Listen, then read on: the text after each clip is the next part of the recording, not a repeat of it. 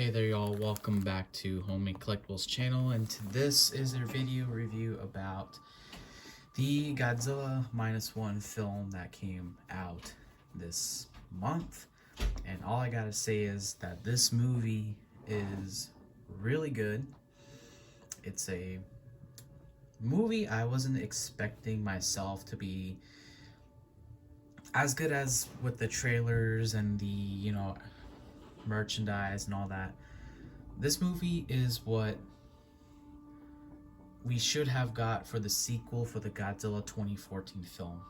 It's a movie that takes itself seriously, it's grounded in reality, it's got great effects, it's got a great Godzilla design, it's got a, it's what we should have gotten as the sequel to Godzilla 2014. And yeah, this movie's doing really well because it has a really good story.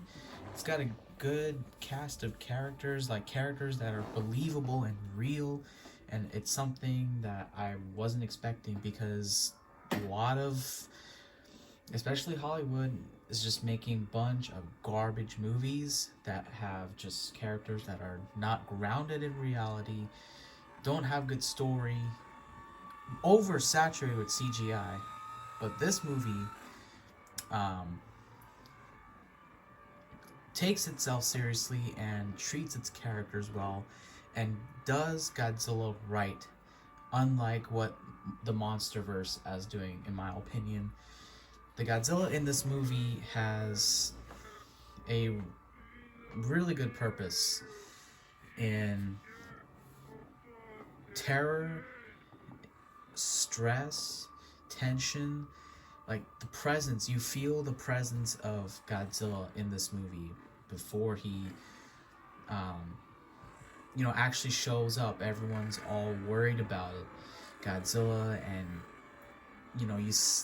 the destruction that he causes. He causes destruction for no reason to the characters and the whole Japan as a whole. Godzilla shows up in this movie out of nowhere. Spoiler alert, we see Godzilla before he gets nuked, and it's pretty scary. It's a lot like a T-Rex with giant spikes, a massive T-Rex. It was a homage to the Godzillasaurus from Godzilla vs. King Ghidorah 1991, and in this movie you can definitely see some inspiration from the other Godzilla movies. Godzilla, the original one, of course, Godzilla versus King Ghidorah, 1991 with Godzillasaurus. You have GMK, when Godzilla blows his atomic breath, it creates a mushroom cloud just like that. And the fact that Godzilla is pure just destruction and mayhem for no reason. Yeah, it's honestly what we should have got. It does have a Godzilla 2014 vibe as well. They don't show Godzilla as much as you think in this film, and that was a complaint a lot of people had with the Godzilla 2014 film. Oh, they didn't show him enough. They didn't show him enough here either, but people like this movie, It's because this movie is has really good characters. Now, the characters in Godzilla -1 are they developed them pretty well, and that's why you care about the characters, because the director knows how to. The director of this movie knew how to make you care about the characters. Now, I don't know much about the director. I'm not like a film fanatic or whatever. I like movies, but yeah, just like in Godzilla 2014, where, Godzilla has a presence.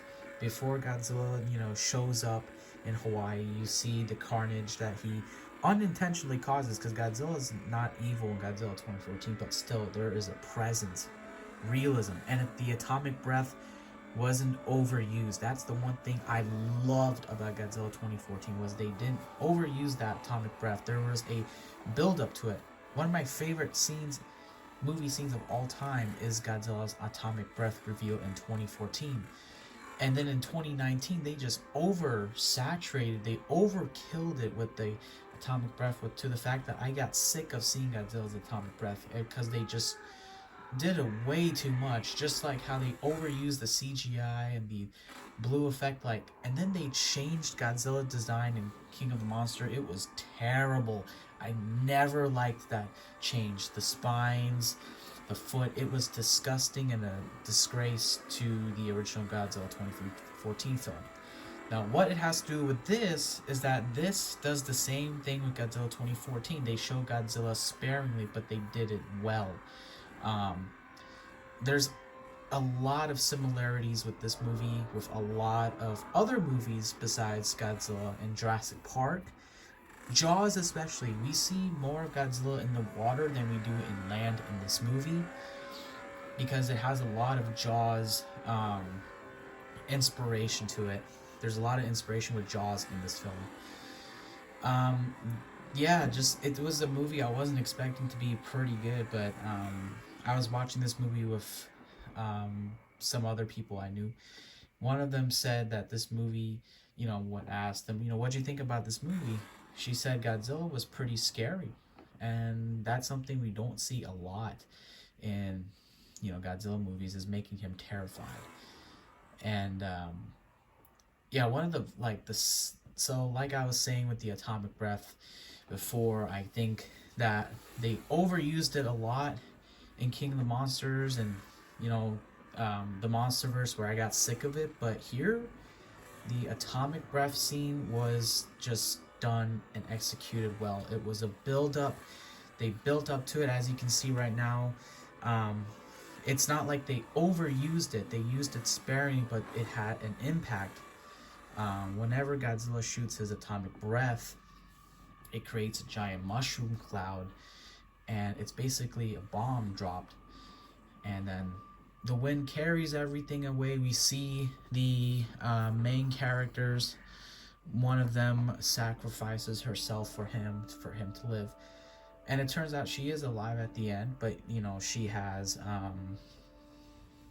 been hospitalized and all that. But yeah, the acting was pretty good. I don't know much about the actors here, but overall, as someone who I've heard stuff about how good this movie was, so it got me interested. I wasn't really interested in seeing this movie, honestly, because movies in general were kind of in a shit show. I just honestly didn't care. But I hope Toho continues to make movies like this. And now that I've seen the trailer for Godzilla X Kong, I'm kind of less excited about that, because I know it's going to be just a CGI fest, nonsense characters. I just hope that Godzilla X Kong, they put some effort into it. They put some effort into the effects or the characters a little bit, because this movie, I hope, does so well that it wakes up Hollywood, because this is the kind of movies we don't get anymore. There are some things about this movie, Godzilla Minus One, it's not perfect. Like, honestly, the beginning, Godzilla shows up in this movie less than 4 minutes as the movie starts, and I think it kind of just felt, for me, it felt rushed. I think it should have been a little slow build up, with the main character landing on Odo Island, I think is it, and then Godzilla just shows up. He just shows up and kills a bunch of these technicians for his plane. Yeah, there's a pretty good the main character, I don't know his name, but he's really good. His character's really good. But yeah, overall, we're almost reaching 10 minutes. Out of 10, I give this movie an 8. It's a good movie. And it just came out of nowhere. And this and Shin, this does have a comparison with Shin, but I like this movie way better than Shin Godzilla. I did not like Shin Godzilla. I hated the evolving Godzilla shit, and then he has things coming out of his tail at the end. The Godzilla in that design is great, but overall I did not like it at all. But this, see, if you put Godzilla 1998 and put it in this movie, people would eat that design up. They would want an SH Monster Arts, a Bandai Movie Monster Series. It's not about how good or bad the design is. It's how you use that design. If you use that design right, like Godzilla -1, Godzilla 2014, then people like the movie and the design. But if you use that design pretty bad, people won't like it. But overall, I hope that's my opinion. Please like, share, comment, and subscribe. Check out my merch in the link below. Let me know what you think about this movie and your favorite scene and all that jazz. Thanks for watching. Have a good one.